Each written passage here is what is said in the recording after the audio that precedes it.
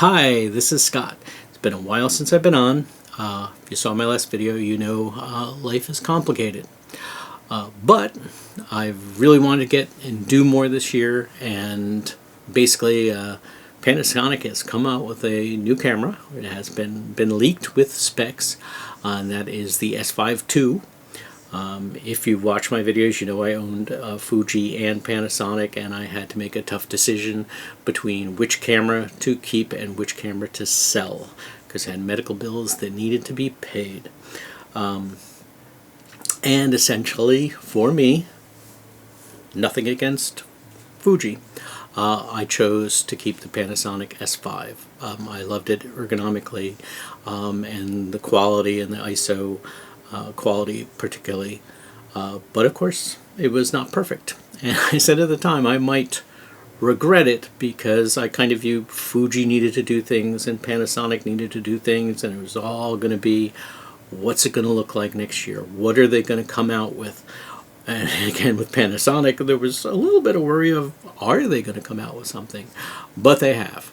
They when Fuji, let's talk about them, they came out with some dynamite stuff. The XH2, XH2S, the XT5, all great cameras. Started to make me feel that maybe I might have made a bad decision. But Panasonic has come in and basically alleviated my fears with this new model, the S5II, which is an upgrade to my S5. And I'm going to basically talk about the leak specs and what I like about them. So let's go.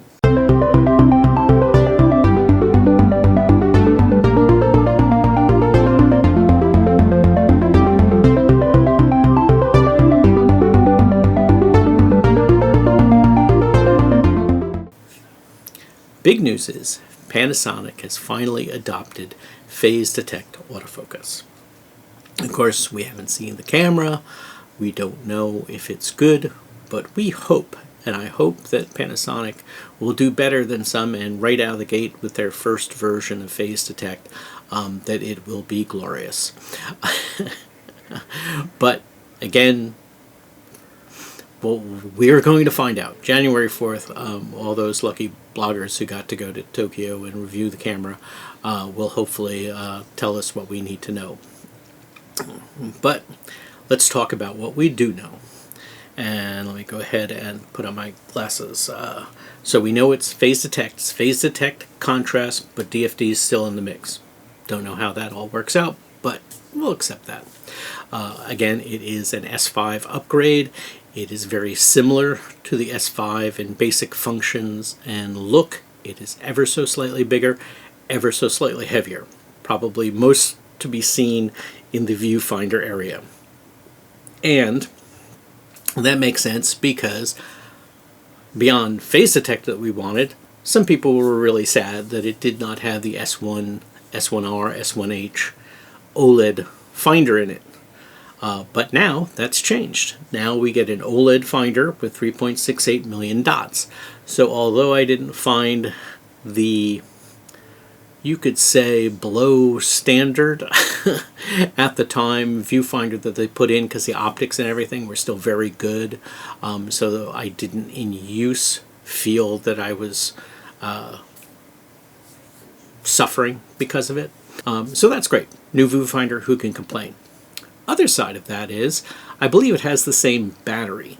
And if we look at the SEPA ratings, SEPA battery life, I believe the S5 was like, for normal settings, 400 images. This one comes in at 370. So I think that OLED finder is sucking a little bit more power.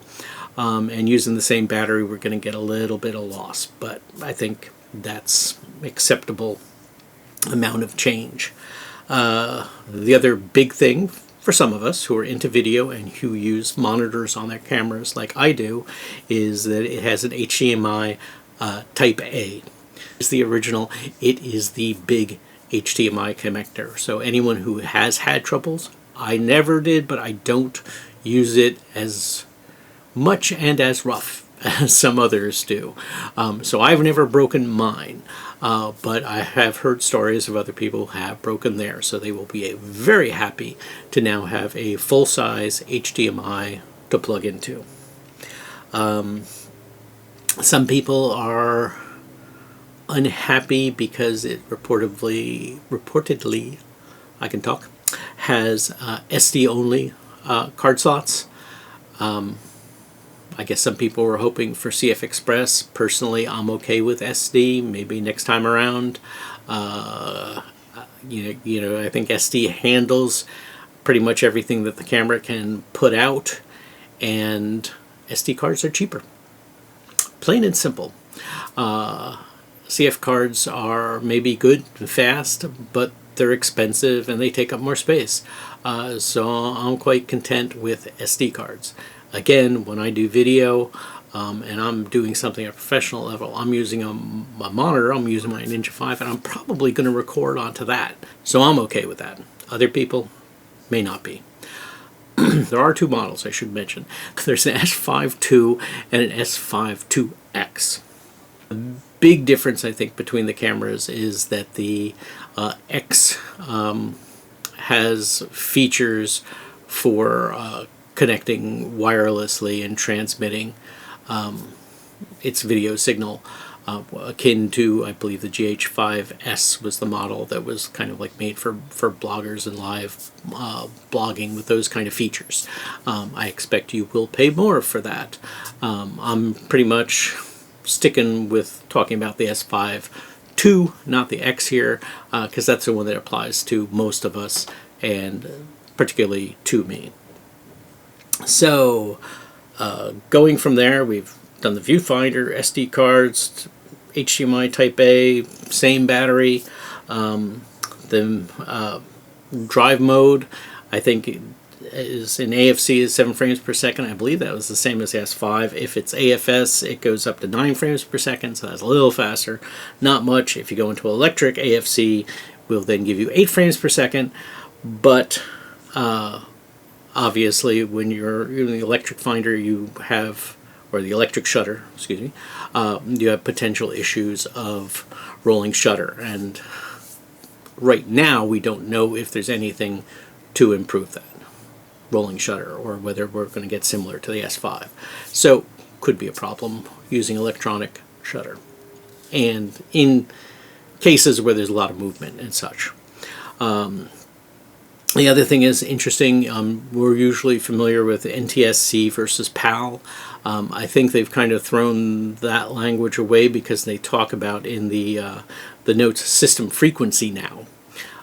So I believe you can set the system frequency to either 59.94, which would translate to the NTSC, or 50 hertz, which would translate to the PAL, but they also have 24 hertz. And this is where that gets interesting, because, you know, in one of the bad things is a lot of people wanted full frame, 60 frames per second. You ain't going to get that. If you want 60 frames, you're going to have to go to crop mode. But now you can put it in that 24 hertz mode, and you can get, it appears that you can get full frame, 4K, 3840 by 2160, 48p, at 200 megabits a second, either 422 10-bit or 420 10-bit, depending upon your recording, whether you're doing H.264, H.265, HEVC. There's restrictions depending upon which one you choose. So, you don't have 60, but you got 48, and that appeals to a lot of people, including me, because sometimes certain people think 60 is too much, and 48's good, and 48 easily translates back down to 24. So it's easier to go back and forth there. So I'm content with that, because, you know, it's like I look at this as it's not a flagship camera. It's a very reasonably priced camera. Even if it comes in, might as well touch on the price. Some people are talking $2,500. I'd rather see it closer to $2,000.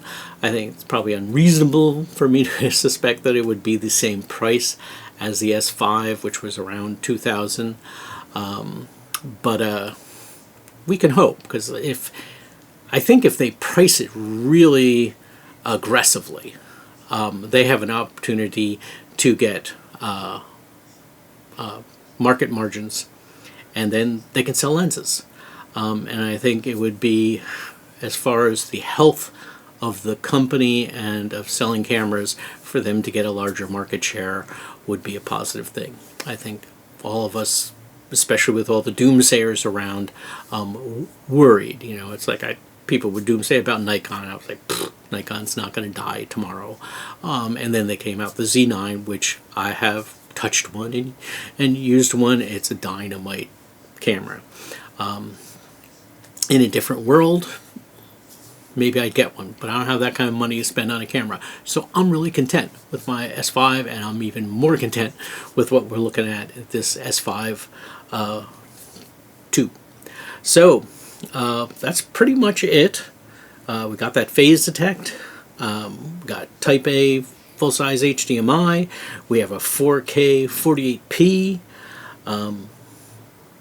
I think those are like the main things, and then we have all the other features we've grown to appreciate inside the S5, and especially the video tools. So I think this, especially if they price it aggressively, can really put Panasonic back on the map. And not just for us people who have used Panasonic and I can appreciate them, because I've used Panasonic since Micro Four Thirds. So it's like I have appreciation for them because of that and the quality and things that you could get out of it.